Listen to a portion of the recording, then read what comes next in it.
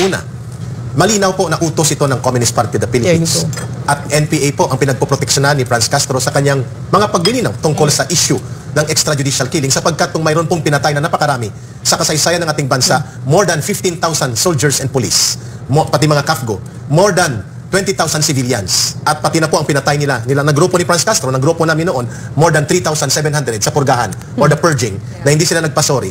Mga bata, like ang 4 na buwang sanggol, Rano Massacre, na karamihan kalahati mga bata, minor de edad, dumanak ang dugo sa kanal, diyan sa may Rano, sa may Digos area, sa Davao. Ang kanilang pagpatay kay Kit Absalon, sa kanyang uncle. Pwede nyo ba i-flash yung mga photos na yun? Ng pinagpapatay nila. At saka yung mga na-recruit nila Franz Castro na namatay na, pwede ba? Like sina Malvin Cruz. Yes. At marami pa, no? Ibig sabihin po, tama ang binabanggit ng aming kasama na si Ma'am Lorraine, that what actually Franz Castro is describing on the floor of the House of Representatives, mga kababayan, ay ang karumal-dumal na krimen at pananagutan ng CPP, NPA, NDF. Sa Mindanao alone, there are around 1,200 recorded of killings ng mga katutubong tribo at mga elders at leaders ng iba't ibang pamayanan sa Mindanao.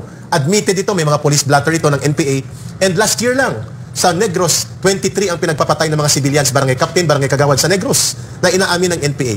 So saan ang hustisya dito? Sa ating pamunuan ng House of Representatives para bigyan ng halaga at espasyo sa loob ng Kongreso ang ganitong karumal-dumal na tagapagtaguyod ng krimen ng teroristang grupong pinagtatanggol at pinagtatakpan nila. That is a very high question coming from the people at pananagutan yan ng ating House of Representatives. Bakit hinahayaan dyan na gumamit ng mikropono at resources ng ating mamamayan ang tagapagtaguyod at tagapagwasak ng ating bayan? Kung saan itinaguyod nila ang terorismo. 3 sila dyan ang nandyan ngayon. Raul Manuel ng Kabataan NPA Recruiter, ang Gabriela na NPA Recruiter din, at pati na ang Alliance of Communist Teachers. Pangalawa, baluktot po at mali ang pananaw ni Franz Castro na kumo si Presidente Duterte ay mahilig gumamit ng hyperbolic statements.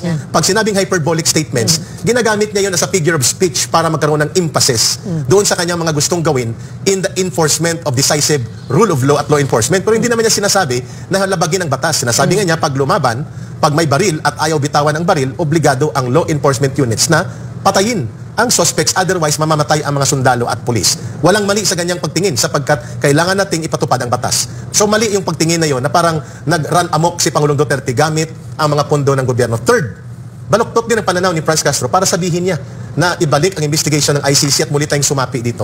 Franz Castro, hindi po tayo sakop ng International Criminal Court. Tayo po'y tumiwalag na. Pangalawa, hindi tayo obligado na ipasakop o ipailalim sa International Criminal Court. Pangatlo, walang batas o anumang kapangyarihan ang mga dayuhang elemento at mga institusyon kagaya ng International Criminal Court para makialam sa ating bansa. Mag-review ka nga muna bago ka magsalita because you are blinding and fooling the people, not just fooling yourself. Malinaw yon. At ang panguli na punto ko dito, Ma'am Lorraine, ay agree doon sa binabanggit mo.